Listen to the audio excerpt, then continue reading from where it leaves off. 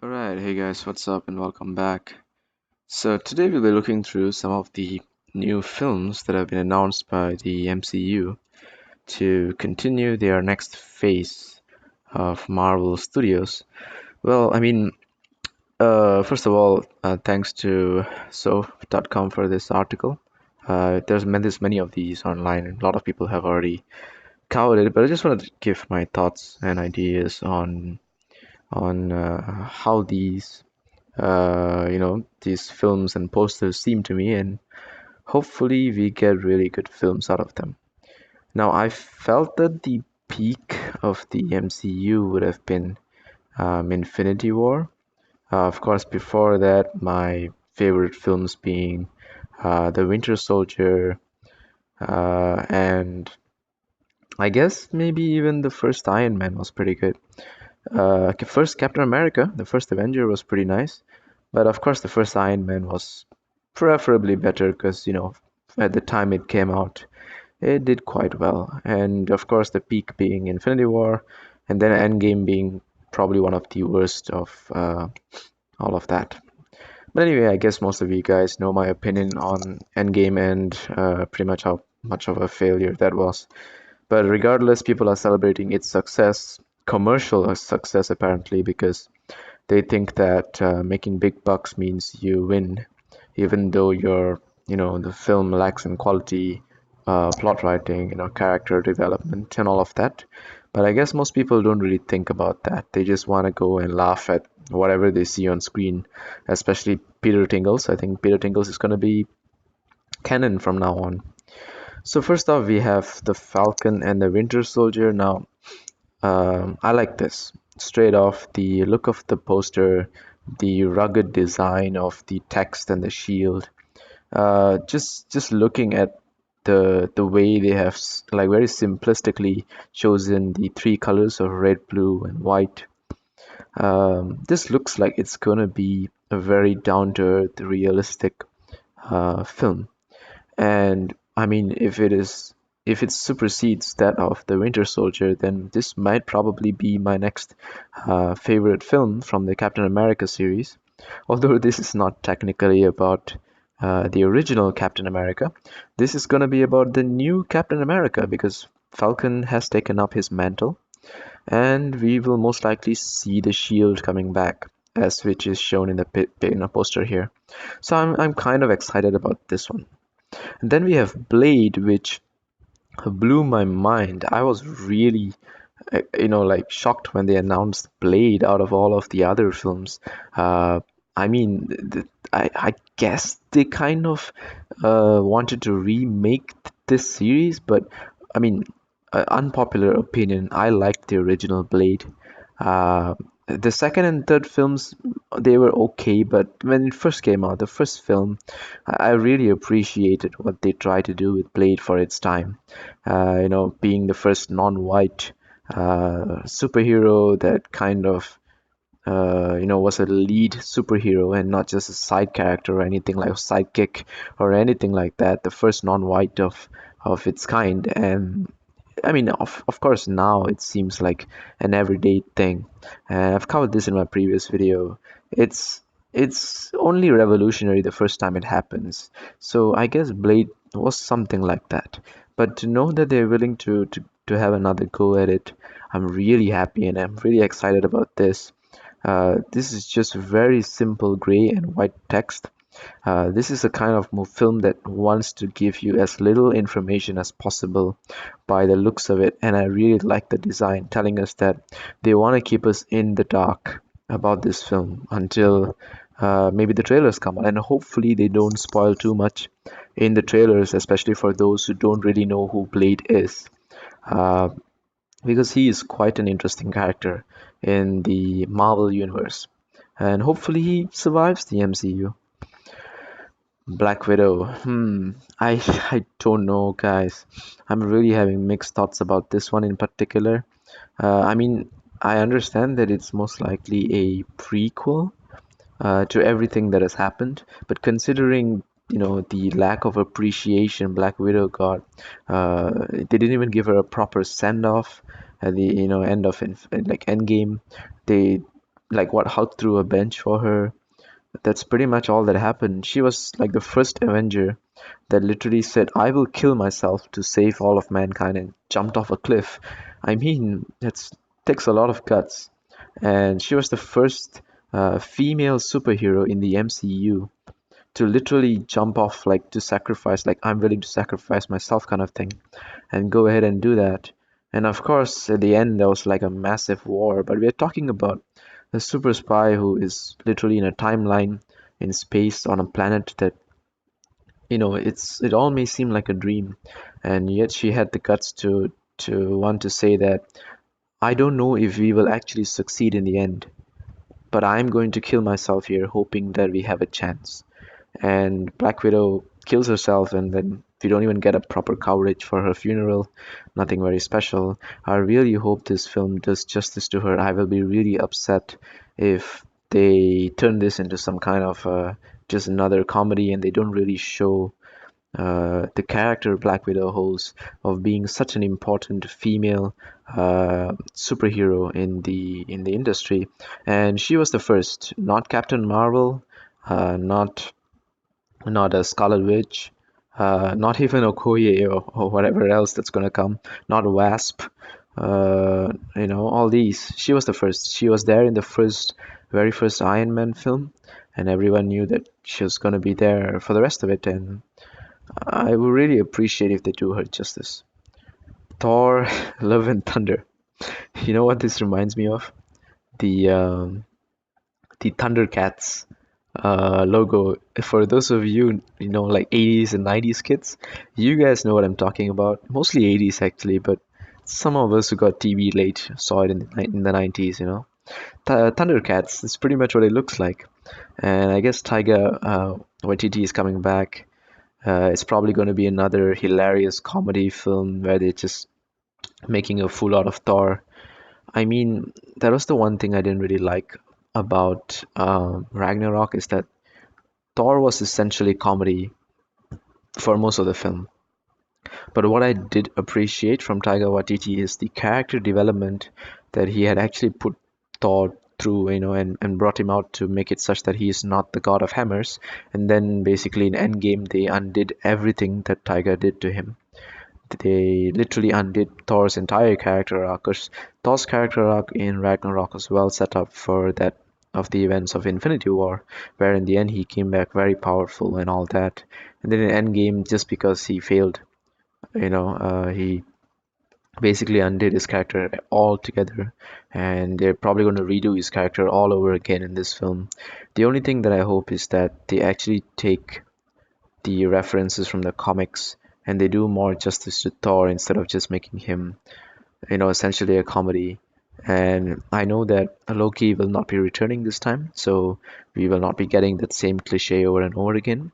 However, we will be getting Natalie Portman returning here, and I believe there is a word that she will be returning as Jane Foster Thor. Uh, this could be related to the multiverse. I'm not entirely sure how much, but I hope they have a good take on it, because in Far From Home they were talking about the multiverse, but apparently that was all just like a scheme, and that was blatant lie basically by Mysterio. It's something I had the same feeling we got from Iron Man 3, where they said that this is the real Mandarin, and then they fooled us all and said that no, it's not the real Mandarin, it's just some actor. And then no one knows why they had to do that. They could have just given him some other fake name, but they called him the Mandarin, which made actual Marvel fans think that he could be the Mandarin, one of Iron Man's classic villains, but he wasn't that. So I hope in this film, if they explain the multiverse properly, unlike that of Far From Home, I hope this film, actually does well, and justice for Thor, hopefully. Hawkeye, I really don't know why they are having this as a separate film. I really hope that it went together with the Black Widow film, but this one looks like a future film, meaning this is like in the current timeline, because it looks here like it is to introduce Kate Bishop. And for those of you MCU fans who don't read the comics, Kate Bishop is the Hawkeye, who takes after, the original Hawkeye. So she takes after his mantle, and she becomes the next Hawkeye. So that's kind of important.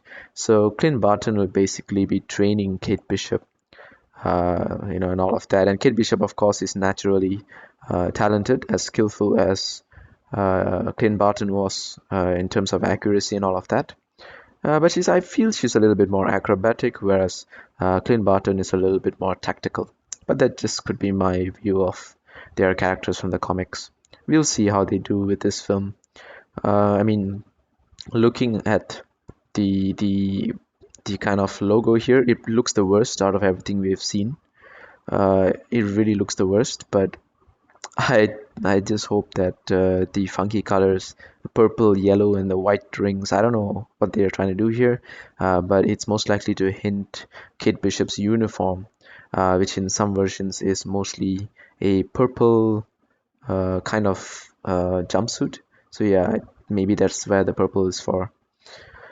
Marvel Studios What If? Okay, now this is really interesting because this is apparently going to be about these Watchers, maybe some Celestials and stuff like that. I really am like glad to see a poster that just says "What if," and we have no other information given. That's so cool because we really want to know what if what you have three dots there. It could mean anything, and that's really cool, intriguing. The kind of weird lighting and graphics here. I'm not sure what that is, but I think if we put those together, we can see faces in them. Like we can see there's a woman's face. Let me just zoom in for you guys. There's like a faces of some characters here. So these are most likely, there's a Captain America here. This looks like, I don't know, maybe a Doctor Strange has some mustache. There's an Iron Man here. There are some things going on in this poster, so it's most likely just the Marvel kind of like the pick off that they always display in the starting of the films. But hopefully there's something going on inside here that someone will be able to figure out, and then eventually we will get a better view of, because it's kind of cool what's going on in here. I really want to know if there's more to it, or if they just stuck in whatever and they thought that we will just be curious about it. Doctor Strange in the Multiverse of Madness. Oh wow. Now when I saw this being announced, I was really really excited. I really want more Doctor Strange. I'm not just a fan of him from the comics, I'm really a fan of the way Benedict Cumberbatch plays him. Some people don't like it. I don't know why, but I think he's a pretty good Doctor Strange. And finally, the word multiverse is literally in the front. So I hope that this is the film that will actually explain all of it properly to us, unlike that of Far From Home. And I mean, who else better than the Sorcerer Supreme? Very similar to the events that took place in Endgame, only the original Sorcerer Supreme, the ancient one, could explain to Banner about the multiverse because Banner was just talking crap. And then here, hopefully, Doctor Strange will explain to the rest of us what on earth the MCU was thinking when they made Endgame. And I heard that Scarlet Witch, yeah, Elizabeth Olsen will be playing Scarlet Witch once again. Most likely, Doctor Strange will be mentoring her, and she will be learning how to control her reality warping abilities, which will be really cool because that's kind of also a throwback to the comics where she kind of learns from Doctor Strange. And who else better, right? To teach someone with extremely powerful reality warping abilities. I mean, we mostly only saw her telekinetic abilities in Infinity War and Endgame. We didn't really get to see her mind control abilities like that we saw in Age of Ultron. We didn't really get to see her reality warping abilities in other sense. We got to see her ability to control Vision very much in Civil War, and we got to see a little bit of it in Infinity War when she tries to calm him down and detect what his what do you call that, Mind Stone was trying to convey, and it was warning them that Thanos is coming. But other than that, we never really got to see the full extent of Scarlet Witch's power. So it was mostly just her telekinetic abilities. So I'm really curious to see how well they develop her powers in this, and how much more cool scenes we'll get to see from Doctor Strange himself. Loki. I really don't know how much these guys want to milk their dead characters. Okay, I mean, you announced this, right? You announced this. You want to milk a character that you just killed. Fine. And now you're kidding me, right? Loki. I'm just telling you guys honestly, I saw these announcements before this. I'm just going through this article because it's pretty clearly displayed and all that. I saw the announcement on some YouTube videos and whatever, but when I saw this, I was upset because after seeing Black Widow and then seeing Loki, it's pretty clear that they just want to keep making money out of these dead characters. Like, they can't let go of them, and they're gonna keep doing it. And I mean, I get it, Tom Hiddleston, great actor, lovable, but this Loki is the worst interpretation of Loki I've ever seen. Like, if you read the comics, if you watch the animated series, if you watch like the old cartoons, in fact, you will see how powerful Loki is. He's a really good sorcerer. He could stand up to Doctor Strange. He could polymorph Thor. He can like traverse between realms and realities.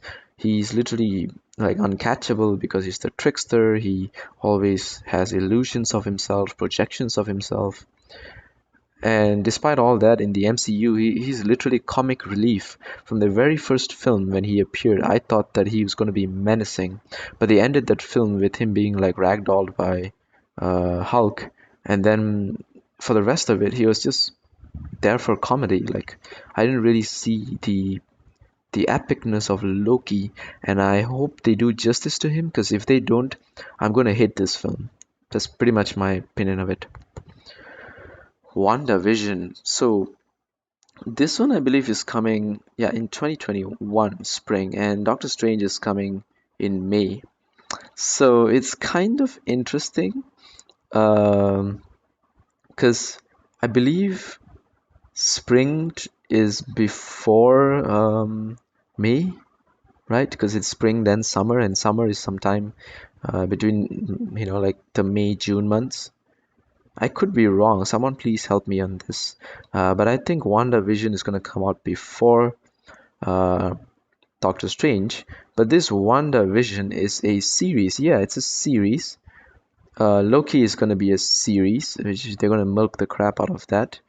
This is a movie, right? Yeah, this is a movie. This is going to be a series. That's great. This one's going to be another milking series. This is a movie, which is good. This is a movie, right? Yes, it's a movie. Thank God for that. This is a movie. I'm very happy. I wouldn't mind Blade being a series, honestly. And the Winter Soldier. Is this a series? No, I think this is a movie. But wait, hang on. We'll just go through a little bit more first. So yeah, this is a series. I don't know how it's gonna be. WandaVision is gonna be a series. I mean, I guess it's just more money. I don't really see a point in this story because they never properly developed the story arcs between the Scarlet Witch and Vision in the MCU.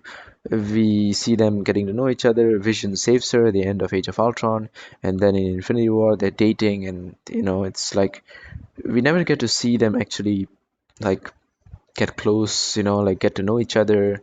All those first dates, nothing. It's just skip to that part. And then the next thing we know is that, excuse me, we are once again skipping to the part where she has to kill him.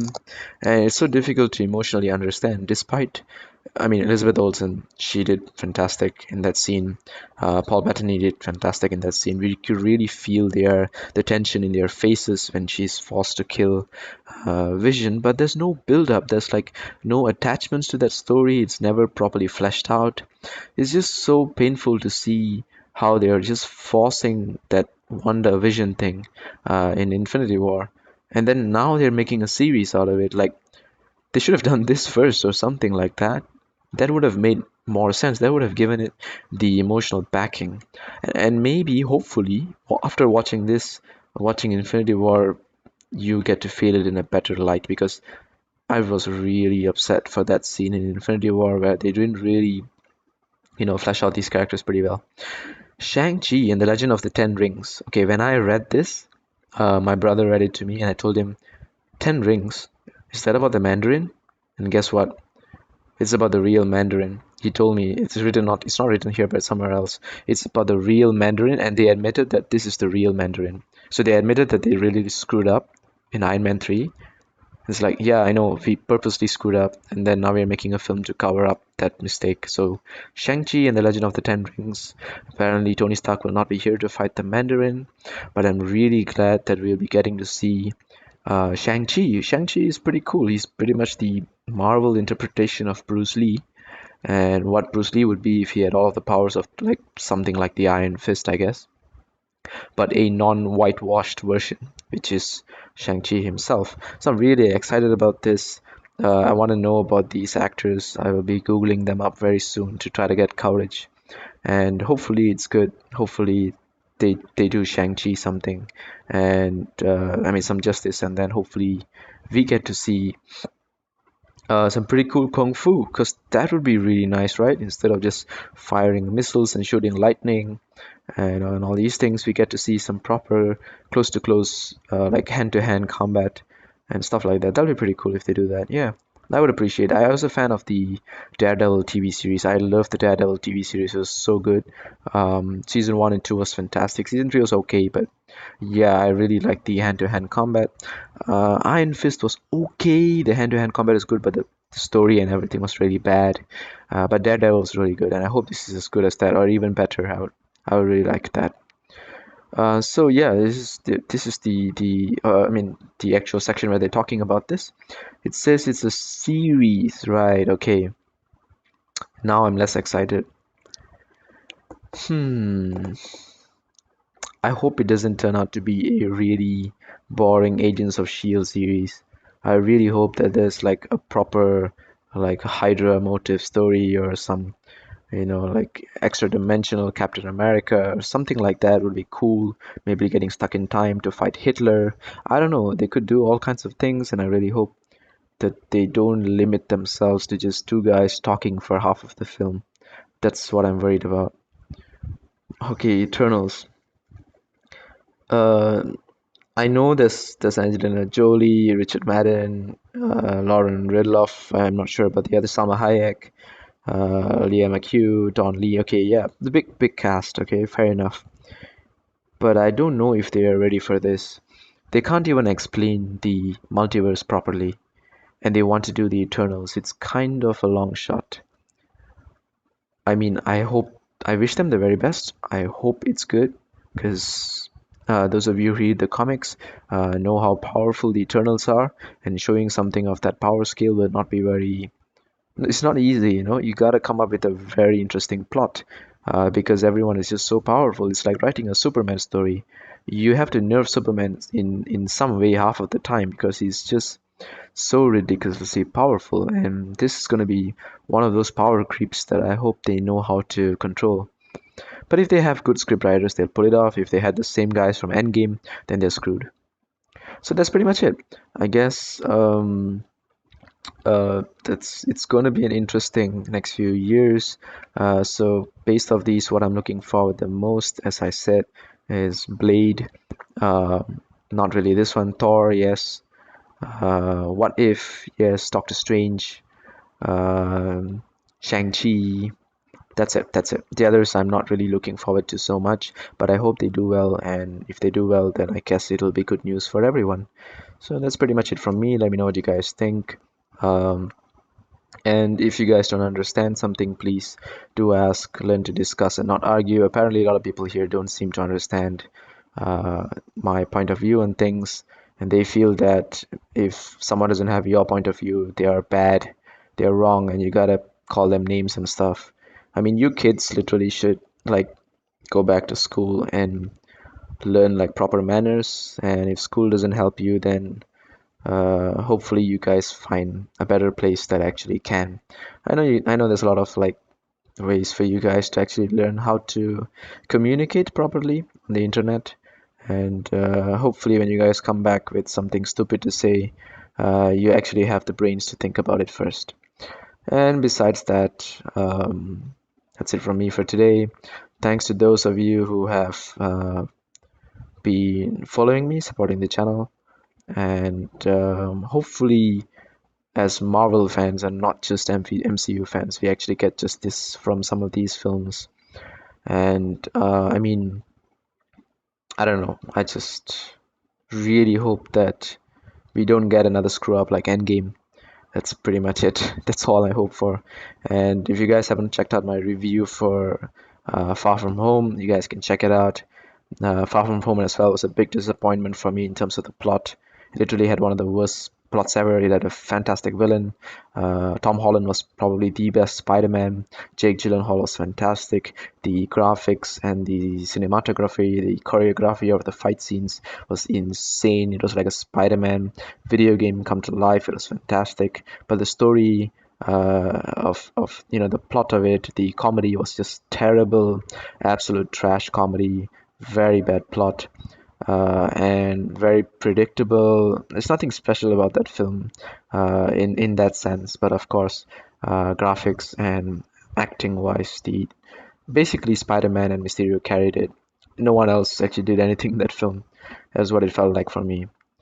So yep, see you guys soon. Adios.